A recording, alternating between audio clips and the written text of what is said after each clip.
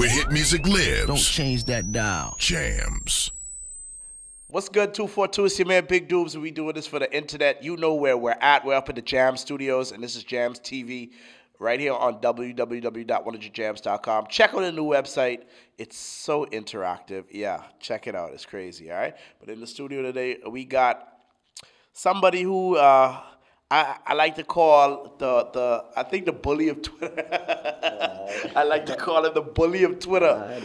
You know what I mean? The bully of Twitter. My guy Nassus is in the building. What's good, homie? It's all good, dog. All right. First of all, let's get right into it. Tell the people who you are, how long you been doing it. Because, you know, I'm coming to grill you, fam. Yeah, dog. I mean, well, I've been waiting for this for a minute, so. Well, Nassus basically used to be kilograms. Yeah. Why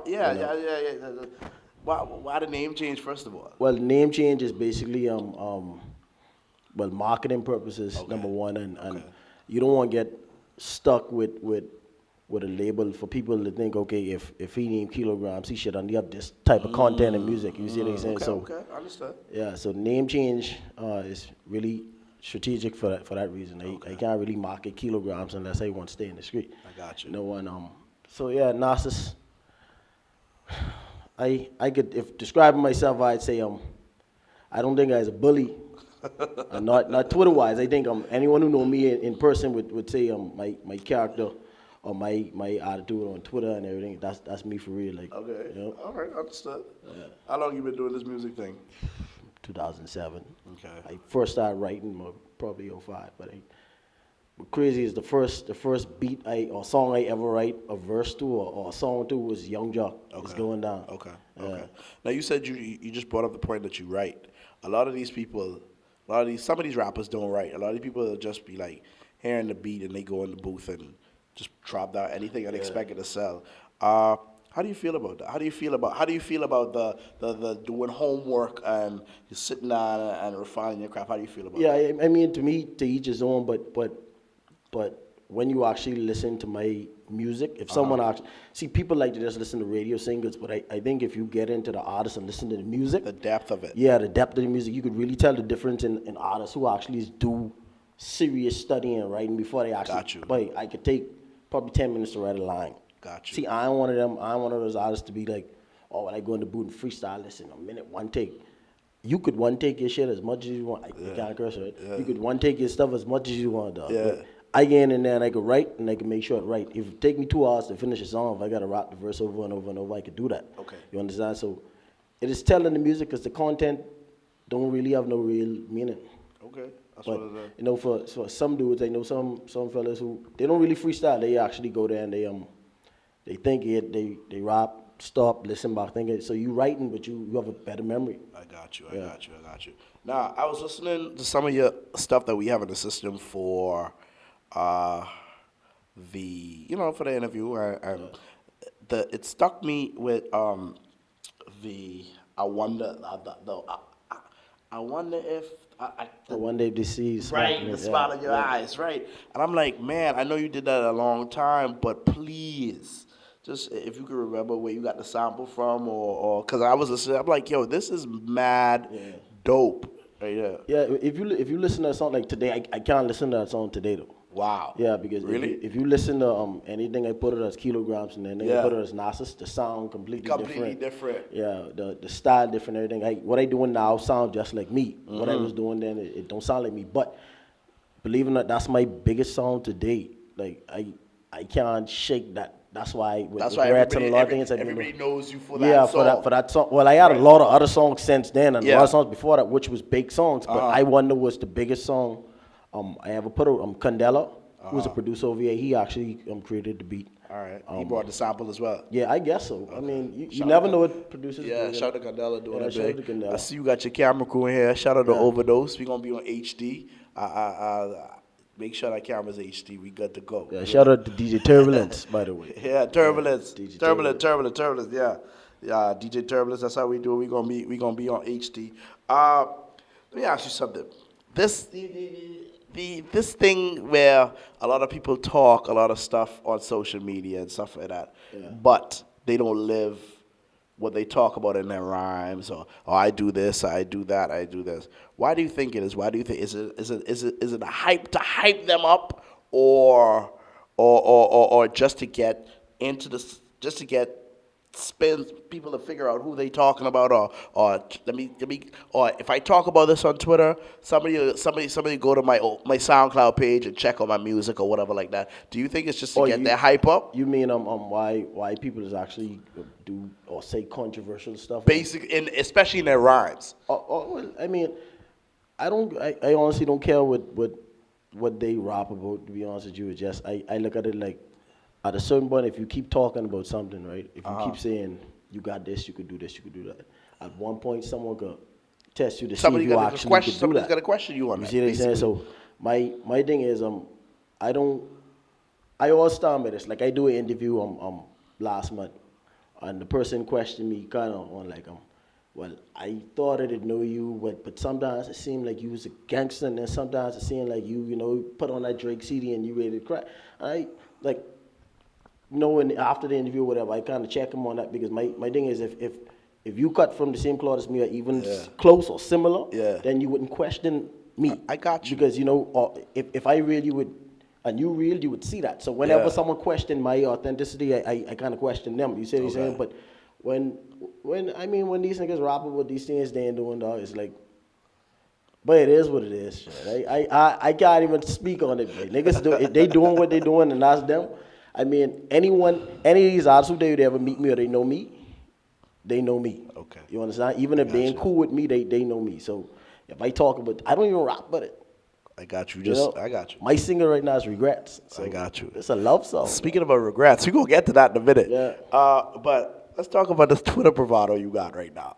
It's like, now I call it a bravado because I don't want you to check me on that. No, certain things that I see you say, like, that I just bust out laughing. I say, this dude says what every guy wants to say, but he don't have the kahunas to say it. Because sometimes real talk, sometimes I be like, this boy just took the words right out my mouth. Yeah. And he said it, and I don't have a chance, you know what I'm saying? Yeah. I don't know if it's because my fingers ain't fast enough on my phone, basically. Or I'm too busy, you know what I mean? You used to be busy getting money. I'm too busy, so it's like, but it's like you say exactly what most guys want to think, and I think I don't want to say if that's your gimmick, or that's just being real, just being the real you. Yeah, be on. See, I don't even like the phrase saying being a real nigga or being real, because everyone is saying they don't claim, and they don't claim. Yeah, that. But with me, whatever I tweet, whatever I say to you in person, whatever I say,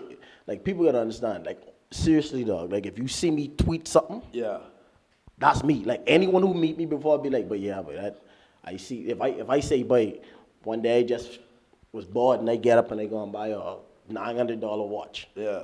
I said it before on Twitter, like a year ago, and the girl was like, trust me, this is true, because she was there. Sure. Like, just bored. Like, if you see me say something, I put it like this, I have no need to really say something if it ain't true. I'd rather not speak. Like, if you know me in person, people who know me, when I go around certain places and I feel uncomfortable, or if I know you, I really don't talk. And I really appreciate the realness and authenticity of what you say, what you do, because a lot of people, like we just said, a lot of people be talking to this, but they don't be living it. Bro. Dog, they don't be living it. I could give you a list of artists right now who I know personally over here. Wow. Speaking about artists, what do you think about the music scene in the 242 right now? I mean, I think it flooded, but why? Why do you think it flooded? Because, listen, I started recording in 2007, right? Okay. When we was doing it, probably was 15, 20 rappers. Okay. Now all the young niggas, all the young, everyone who was a fan and who was supporting them, but just loving all them as rappers now. Okay. And I think it's different between a rapper and an artist.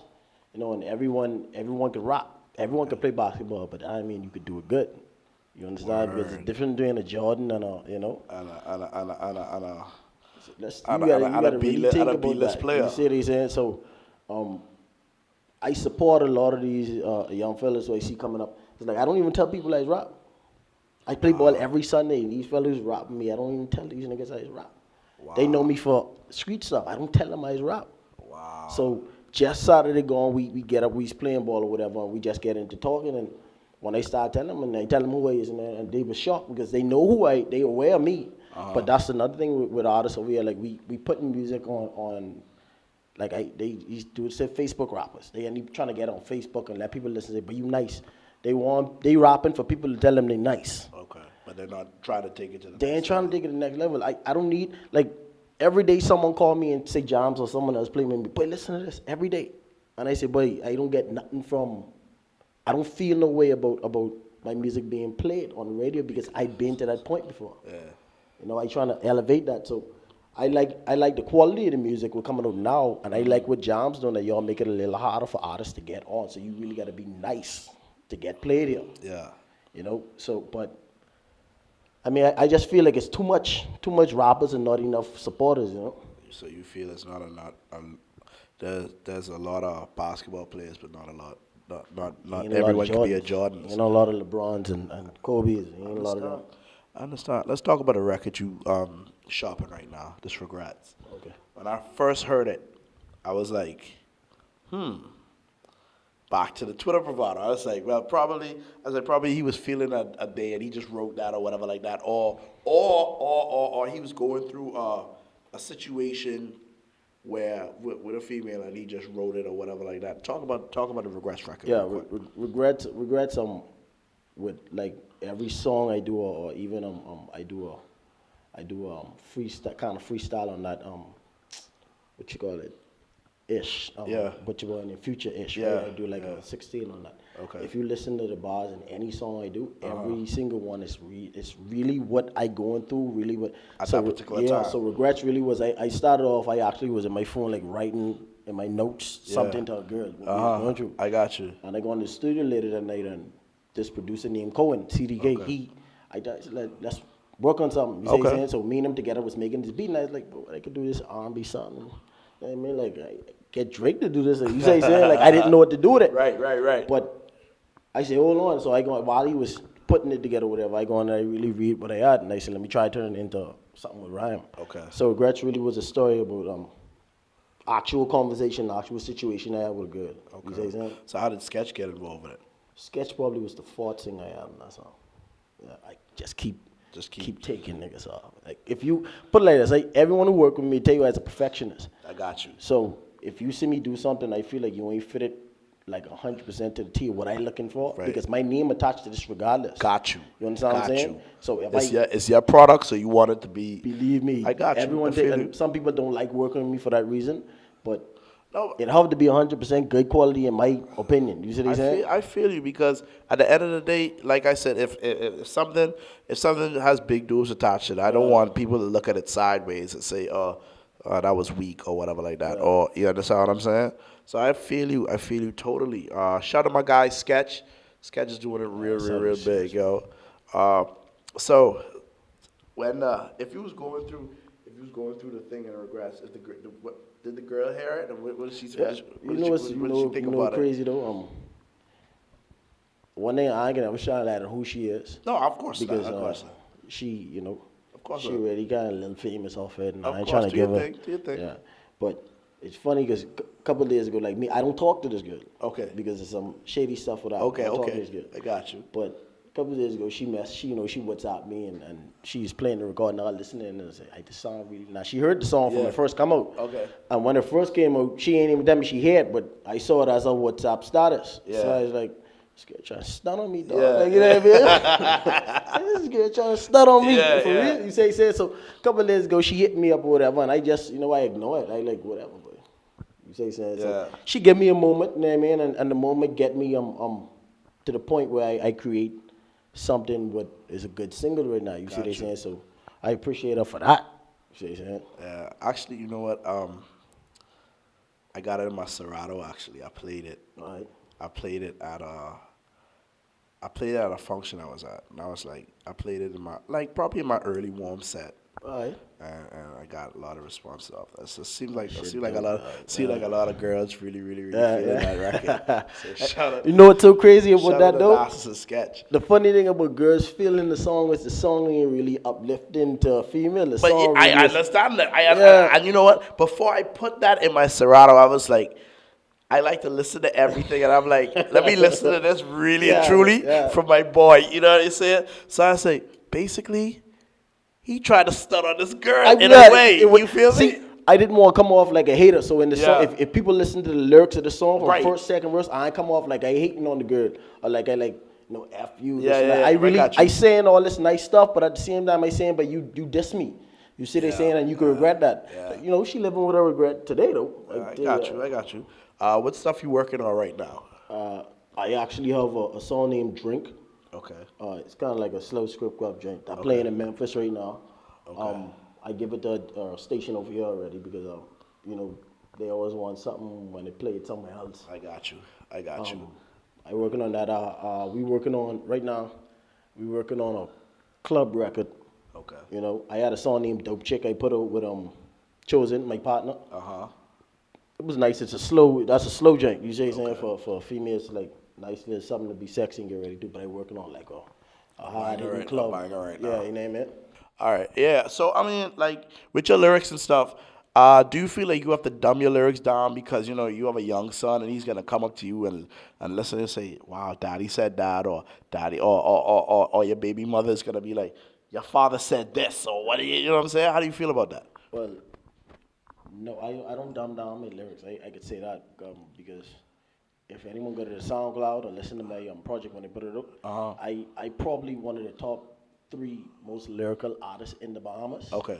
I talking about spitting real lyrics. Gotcha. Probably top 3. Like the singles, I wouldn't put out singles with those type of lyrics because people ain't want to be in a club or whatever, trying to decipher stuff. But the whole thing with my son actually disabled. Wow. Yeah, my son was in a car accident when he was 7 weeks, and he actually was dead for a while. Wow. So he's on life support for a long time. The night when the accident happened, they tell me he wasn't gonna make it. Wow. So we just keep him on. He Nice. pulled through, but he physically and mentally disabled right now. So, Wow. Yeah. That's crazy, man. So for E5, so for probably 5 years, he been fighting this whole battle with him. He's stronger than me. I could say that because as tough as people could tell you why he is. Like, How do you feel about your international spins right now? Like, how do you feel? How do you feel like it, as well as Jamz? Yeah. But the international spins is dope as well. Yeah. How do you feel about your stuff being played internationally? I mean, see, to me, that's my goal is to really get the listeners in the ears of the people abroad and across the world because the support from Jamz and other stations in the Bahamas is this. Y'all start me off. Got you. I could never say I don't care if Jamz play. I could never be one of those. I appreciate the spins. I appreciate when people say, "But you nice." I appreciate that. But if we end going at it for the accolades, get played in the Bahamas, then we doing it for the nothing. wrong thing. You see what I'm saying? Doing it for the wrong thing. So when you get out there and you being played in Memphis and in New York and Miami and soon in China and stuff like that, like that's what they live in. To hustle so hard in the Bahamas from 2007 to now. That's what they've been doing it for. You see what I'm saying? So it just feel good when they put a song on. Just a dude from Twitter who I argue with over basketball because he's a Kobe fan. I a Wade fan. Yeah. So we arguing. When he heard the song, he was like, "But you gotta send this to me." You see what I'm saying? Got you. When I sent it to him in his email, he give it to a DJ. The DJ hit me up. You know what I mean? So. You know what? I'm glad you brought that up. I gotta ask you a question. When let's just say a young person, a young rapper, trying to come up in the game right now, and he's trying to get on Jamz, and he hasn't made it yet, but he feels frustrated with the DJs or something. What do you tell them as a person who's made it onto Jamz? Well, that's a good question because I mean. Sometimes see, because the reason why I asked this question is because I just had a meeting with 2 kids the other day, and they was like, "Yo, we ain't getting us playing on Jamz, but you all hating on us, whatever." And I keep telling them, "Dog, if you make good music, we'll spin it, we'll play it." I guess you understand what I'm saying? From an artist perspective, what I can tell you is artists feel like who you is to say what good music is. That's how artists think. Like just say what from a DJ from an artist to a DJ, an artist would think, well, who you is to say what good and what ain't. Like let the people decide that. But they have to understand, it's like me getting a DJ as my manager. That's off of respect, that he have the air for it off of me saying when I actually finish my mixtape, before I even get to the process of getting the master, let you come in and listen. Right. Because y'all have the ass, y'all play this music. You know, at the end of the day, y'all play the music. And it still got to be something with y'all feel like, but yeah, this one could go. Right. People don't realize Ross had a hard time getting on because Khaled wasn't liking nothing he was giving him. Let me tell you that it's so funny, and it's so funny you bring that up. It's so crazy. I was just talking to somebody who went to school with me. I used to go to school in Alabama. Yeah. Ross used to do a college tour every year before Hustling came out. Yeah. And I saw Ross perform at my school for 3 straight years. 3 straight college tours. And no one knew who he was before Hustling. Because so it's so funny that you bring that up. And I keep telling people, and I keep referencing that Rick Ross story to these people over here. And I say, yo, before you jump up and leap and run, you gotta crawl. You understand what I'm saying? Go back in the studio, rework your lyrics, rework your hooks. Get it to me. You know what I'm saying? If I like it, I'm gonna play it. If I don't like it, I'm gonna tell you. X, Y, Z. This what I think needs to be worked. Yeah, because I believe that if you could be a critic of something, right? Especially as a DJ, someone who actually is playing the music, right? You can't just tell a person, oh, well, I don't like it. You actually have to tell them what you think. I'm always critical. Yeah, you have to do that. Right, I'm always critical, and I always tell them this is what you need to do. Like, classic example, 2 weeks ago, I got a record in my email from a local guy, and I thought it was dope. I liked it. Yeah. When I sent it to my program director, Mr. Excitement, he was like, I don't. So sometimes we could differ our opinions, and he say, well, this is why. I say, so he asked me, tell me why you like it. What you like about it. And I gave him. And he said, okay, this is why I don't like it. This is why. But see, you got to realize with Mr. Excitement, as you know, he been doing it longer than me. He been DJing. Yeah. Plus, he got the office title now, so he been DJing a little longer than me. So he was like, this is why I don't like it. This is why, it wouldn't work. So I keep trying to tell people, this is why you need to just be humble, take criticism, and rework your stuff. Especially for young dudes who ain't never, like, I don't even, like, I would want to say as a senior in the Bahamas because I successfully being played from 2007 to now. Got you. I would want to say that, but even in my position, like, I've been trying to get this 100 Jamz.com interview for like 2 years, you know what I mean? And it finally here, and like I tell him before you walk in, like I believe this is the right time because I actually have a very good product that I pushing that on the radio. So it's all about the product. You understand what I'm saying? Push. Exactly. I actively have one of the most played songs in the Bahamas from a Bahamian on each station. You understand what I'm saying? So everything fall into place. You just have to keep working. Like a lot of, but they just think they nice. You can't when someone think they nice, you can't tell them nothing, boy. And then it's the people around you. Like if all your boys in the studio with you and all them, but it's bad, boy. And I call this generation like Lil Wayne rappers. A lot of them like to do this Lil Wayne sound and music and the bubblegum stuff. Yeah, dog. The bubblegum stuff. Dog. I mean, the bubblegum stuff. Tell the people out there if they want to work with you, or you try to work with somebody, or how does one get in touch with you? I mean, Nassus on Twitter. If you want to listen to some stuff I have with Nassus on SoundCloud.